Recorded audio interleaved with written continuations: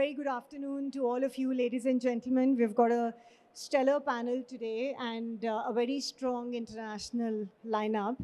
And I would first request each one of you to just tell us a bit about yourself and the brand, and then we can take the discussion forward. Thank you, Ashita, for having here. My name is Trushna Makadia. I'm from Guac, Mexi Grill. It's a Canadian Tex-Mex Mexican restaurant. Thank you, Ashita. My name is Walia, and I'm the CEO for Chaska. It's an Indian street food brand out of Canada, and we're bringing it back to India. Thank you, Ashita. Happy to be here. My name is Sarita Ekya, and I own Smack. That's short for Sarita's Macaroni and Cheese, and we have been operating in New York City for 20 years. Hello, everyone. My name is Jelena Pasic. I'm founder and CEO of Harlem Shake out of Harlem, New York City, United States, and we serve burgers, shakes, and good times the Harlem way. Thank you for having me. I'm Mandy David. I'm from the Pancake Parlour Group in Melbourne, Australia. We are a medium to large format family diner with pancakes at our base, but we serve breakfast, lunch and dinner in Melbourne 24/7. So the base might sound like pancakes, but we have sweet and savouries, and we have been around for 60 years. Oh, wow. So we have, all of them from 3 different areas, which is Canada and US and Australia. So would like to ask you that how the model has been proven, domestically, and what are the core values that you see replicating in India as a country from back home? For us, we've been in a business for 10 years. We've been franchising for almost 8 years. I strongly believe that the franchise system should be based on the people first culture. Strong operation, the people first culture is the core of the franchise success. Well, Chaska's been around for about 10 years. It's Indian street food, and everyone asks us the same question: why are we bringing Indian street food back to India? That's Canadian based. So I have one answer, and I feel that we're bringing street food back to India with North American standards, with the hygienes, make sure it's good and nice and healthy. So that's what our strategy is for Chaska. Hi, everyone. So we've been, like I said, in business 20 years, and we serve one dish in several variations, macaroni and cheese, North American comfort food. And, being in this business for a long time, you learn many lessons along the way. And one very important lesson we sat down with our whole full staff many years ago to come up with our core purpose. And every decision we make is based on our core purpose.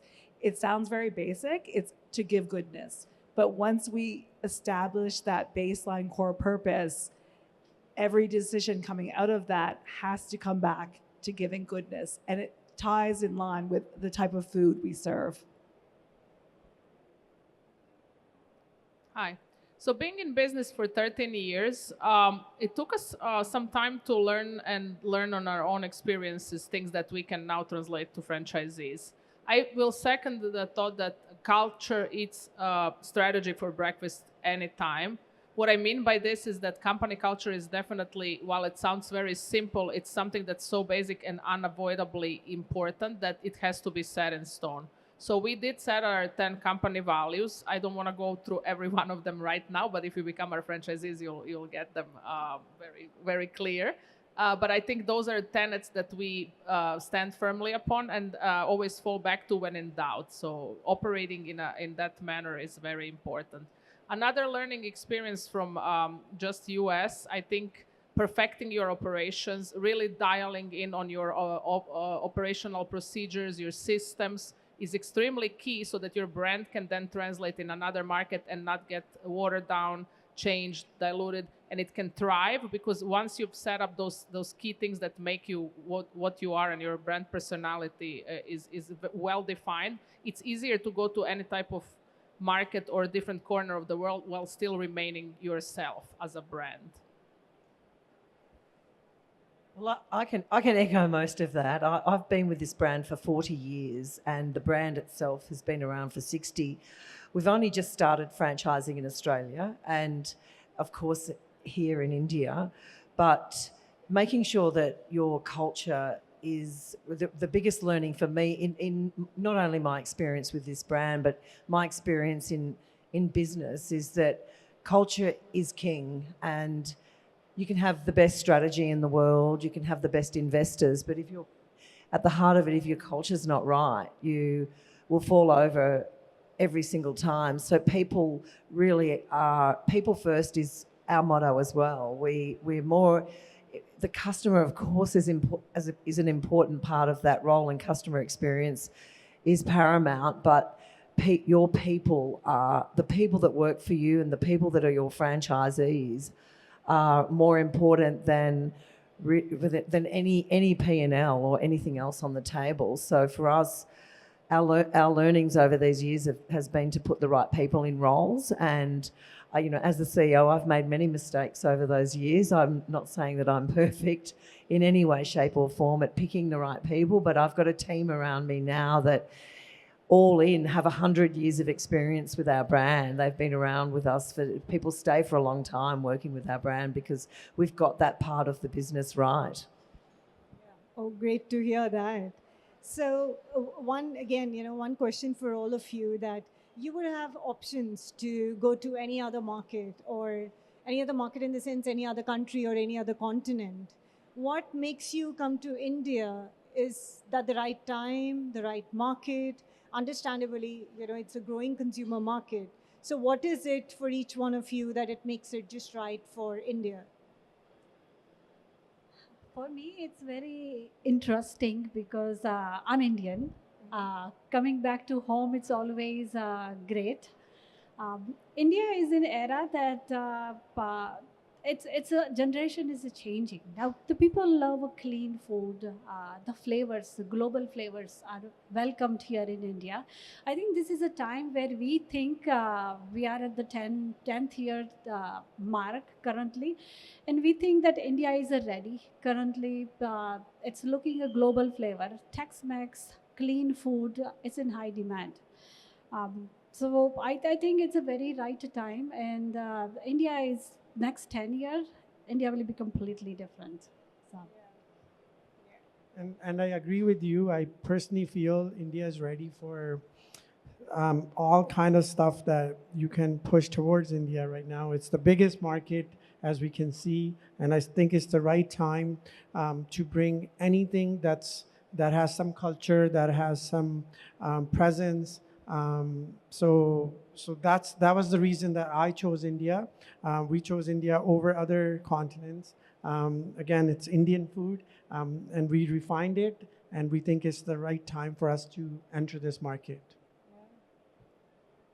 So I have Indian roots, but I'm born and raised in Canada, and I've been coming to India since childhood. So we're talking many moons ago. And, in my adulthood and coming with my kids and my husband, just seeing how the food scene has evolved so much, even in the last 5 to 7 years, it just boggles my mind. It's amazing. It's amazing what's offered here. So, like I said, we offer mac and cheese, different variations of mac and cheese. And in the past few years, I've seen that pop up on individual menus at certain restaurants, and I would never imagine to see that 10 years ago, and just the popularity of it. And I think we all know the world has become such a smaller place, and our awareness of different foods and introducing different foods to our kids and our families is there. My kids started eating sushi when they were, 5, 6 years old. The first time I had that was when I was 25 years old, right? The world has changed. So I believe it's just time to bring some of these new food concepts here because the market is ready for it.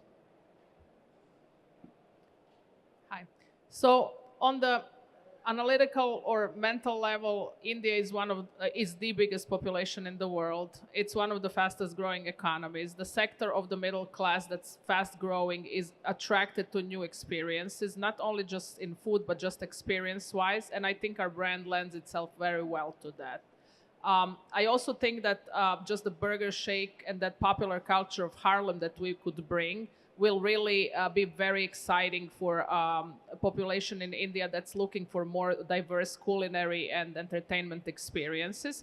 And because it is a fast casual concept, it also is price point is right. So it can be approachable for many people who want to experience something like that.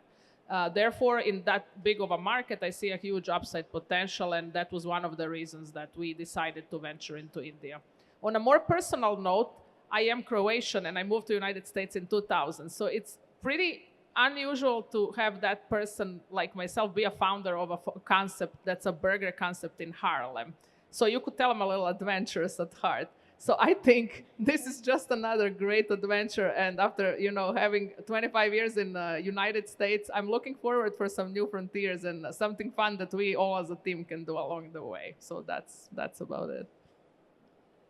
Well, I'm last to speak, so of course I echo everything that everybody said. But for us, it feels like that we're a little bit different because we're a full dine-in concept.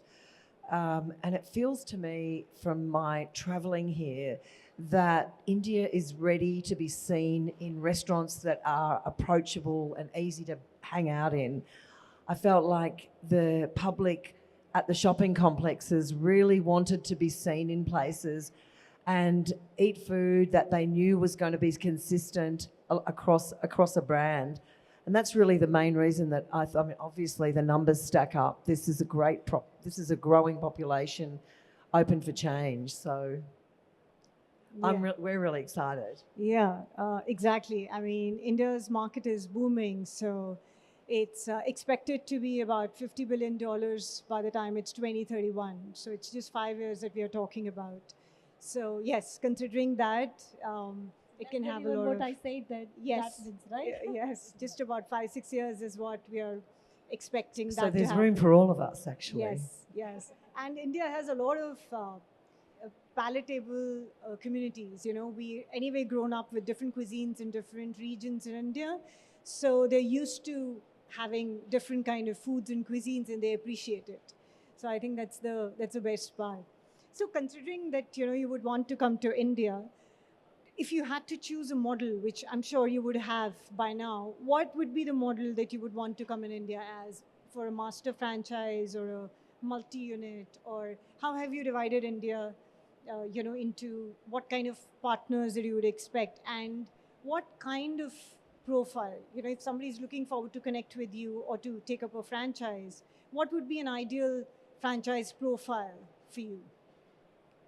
So I believe the person who has a passion for business, for a food, are ideal candidate for getting into the food business. Why I talk about a passion? I'm very passionate about the food. When I started a restaurant, and by profession I'm an accountant, so I make sure that numbers make sense. But at the same time, having a passion for a food, it makes life very easy when we want to run a restaurant. In India, the way we would like to grow with area agreements, area franchisees, or the master franchisees, we have all set SOPs that can help multi-unit owners or the area representative to scale very well.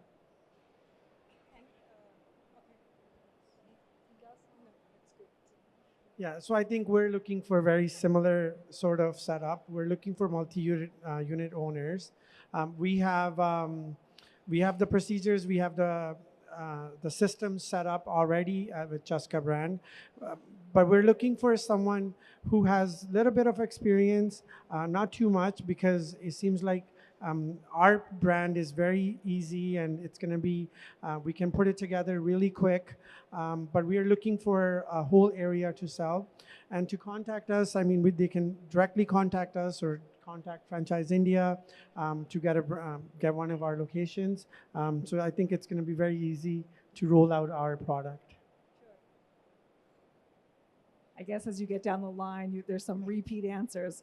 So I'll be quick. We also, similar to you, Lucky, we would like to look at like multi-unit operators.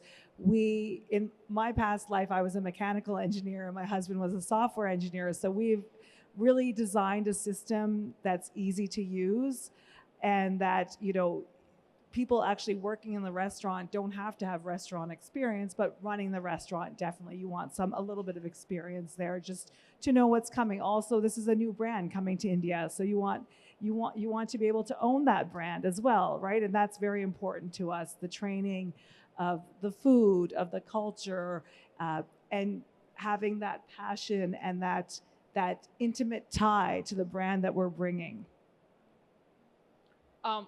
Without needing to second every one of the speakers before, I think every point that they made was extremely important.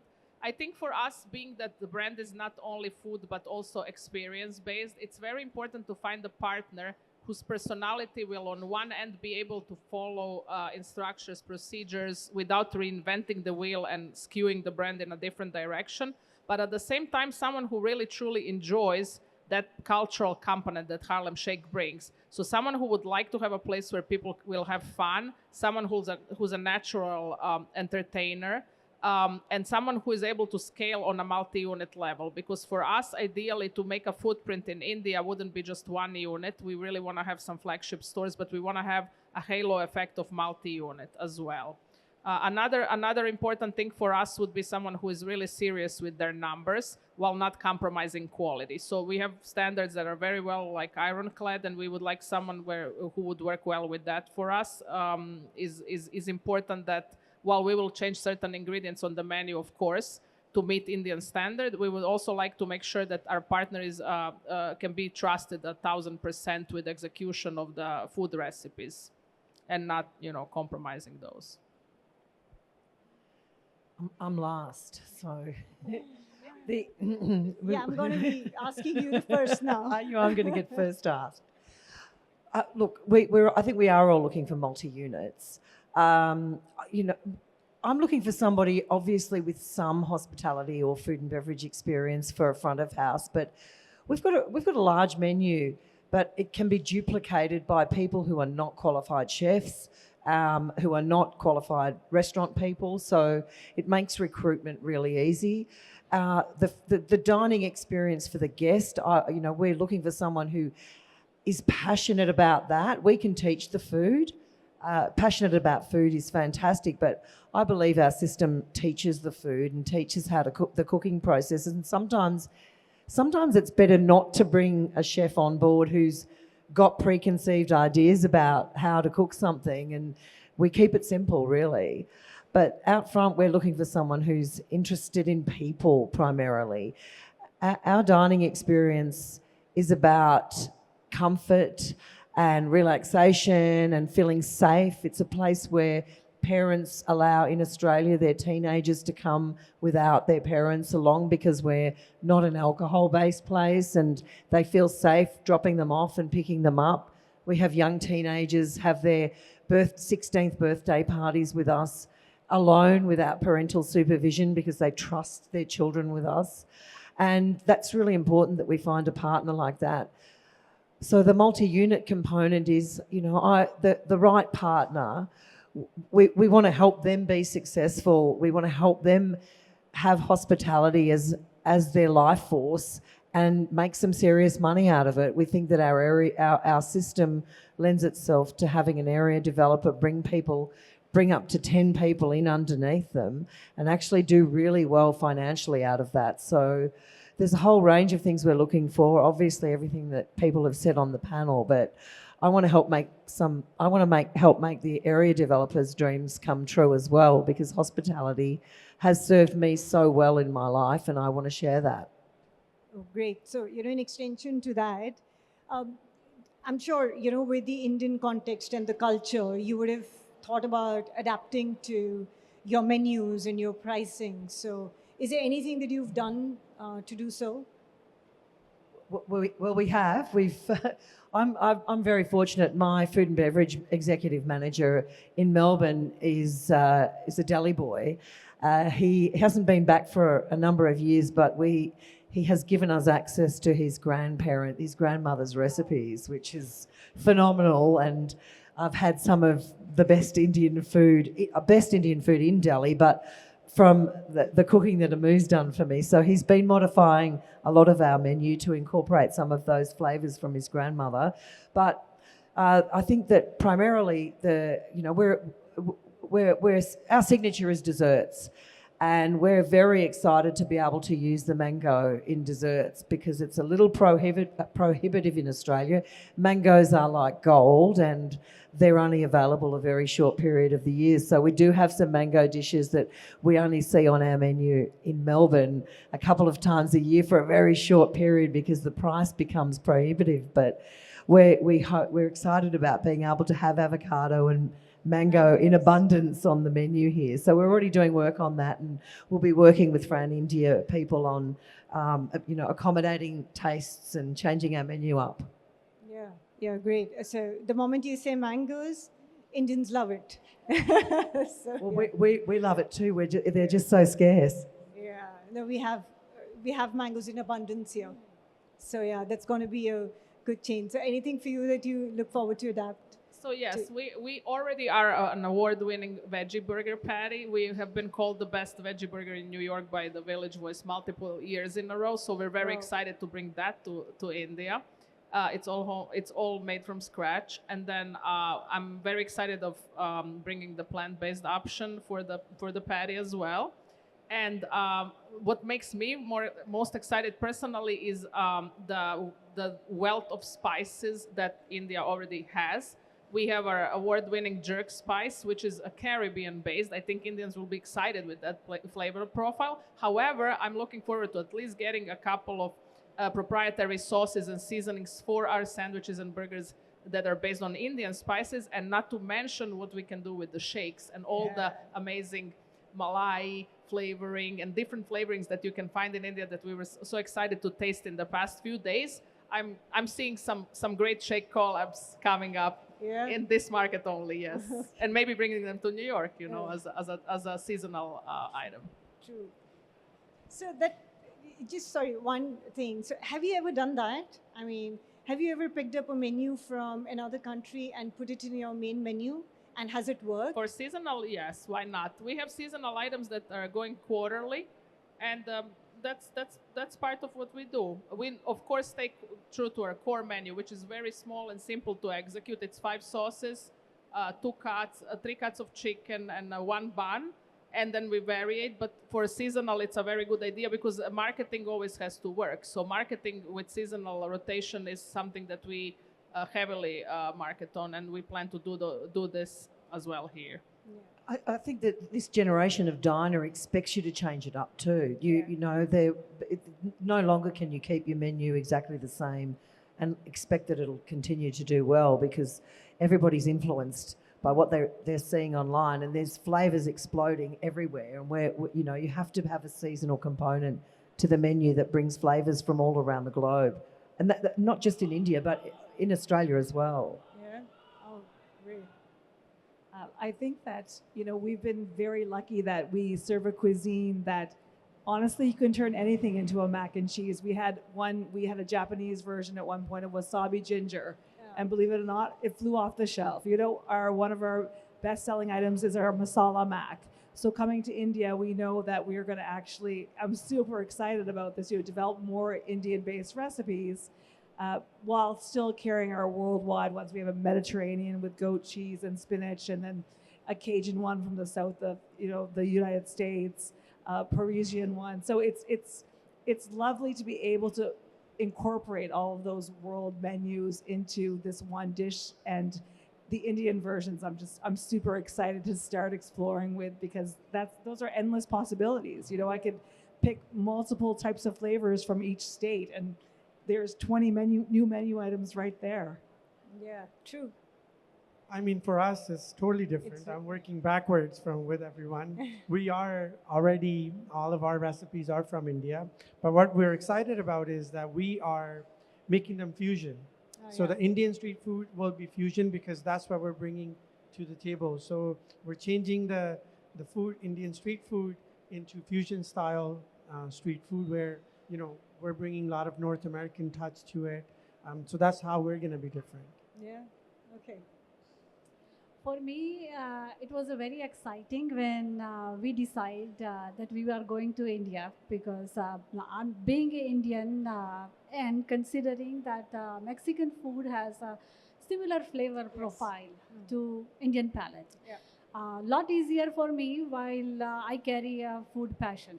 So we already have some of the vegetarian option, but I do not think that we will have any challenges developing a menu for India.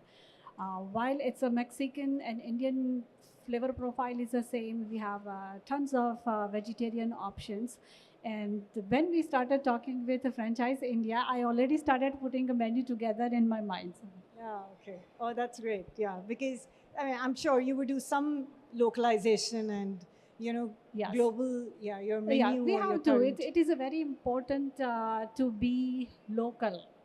So, even being a global brand, Indian people would like to see what do you have that you serve in a globally. But same thing, Indian palates required some Indian touch. Yeah, sure. No, I'm sure. So that localization really helps. And have you been around in India to see which format is good for your formats in the sense that a food court is a good entry area or a standalone restaurant is a good entry area or being in a mall or being in high streets? Is there anything like that? And what do you do back home, you know, that works for your brand? Is that something that you do with maybe a, you know, non-compete cuisine, you know, and you go and open up the outlets right next to each other and it works sometimes for you. So is there anything like that that you're thinking about here and what do you do back home? We can I'm start going from first. here. Yeah. Yeah. We in Melbourne, we like to be in a shopping centre, but not inside the shopping centre. We like to be on the outside of the shopping centre so that we can have a trade that is destination as well. We also have freestanding, very large format freestanding sites. I think that I've visited Delhi and Mumbai and Bangalore, and I think that they're very different. The approach would be very different. I think that being in a shopping complex, in a large format shopping complex in Delhi on a ground level amongst shops would suit us primarily because, and that goes back to, you know, mum can leave the kids there. They can bring their shopping bags in. They don't have to venture up 3 flights to go to a dining precinct. So I'd rather us be in that kind of a location. Bangalore, of course, is more freestanding street dining. Yeah. And I mean, I thought it was very, very like Melbourne, actually, Bangalore. The dining on the street and the open air dining was very similar to back home. And I saw many sites that I thought could lend themselves to a pancake parlour in the street dining scene there. Mm. And Mumbai, probably a combination of both because you really want to get inside out of the weather in Mumbai, especially in Delhi too. But you know, Delhi has a period where it's not so. The air is a lot drier, so you can seat people outdoors. I think many times of the year here. So yeah, we've given that some thought, and my last trip was all about exploring as many of these places as I could. So in United States, we usually want to see a corner store, corner restaurant, corner location with 12 to 1,500 square feet, high foot traffic, positioned in the prime area of the cities that we are in. So we are positioning ourselves as a fast casual, but more medium to higher class fast casual, and translating that to India, we are looking for area developers who would get 10 minimum. So there is a potential of having a full on, for example, 2 flagships in any given area, which would also have beer and wine. So that strong hospitality piece. appealing to younger crowds, appealing to teenagers, appealing to families with children. For us, beer and wine is accompaniment to food, but it's important part of the experience. But it's not a club. It's not a nighttime destination. It's a all day destination, all evening destination for both families and younger couples or even teenagers. And then additional to those flagship stores, we would like to see some mall stores. In US, we call it express menu, so it's a condensed menu which has less items on the menu potentially because you have a smaller footprint in the mall.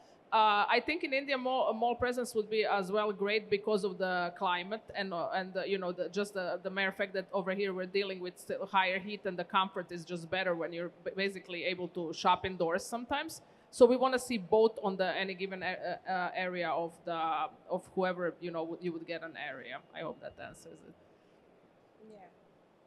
So for us, we've experimented over the years, and we always kind of come back to what we call a brick and mortar store, a standalone. About 1,000, 1,200 square feet seems to work well for us. We've done kiosks in New York City. We've done larger spaces, 2,000 square feet plus. But our food is a comfort food, so you need that space to be comforting. It can't be vast and expansive. It just doesn't work for our concept.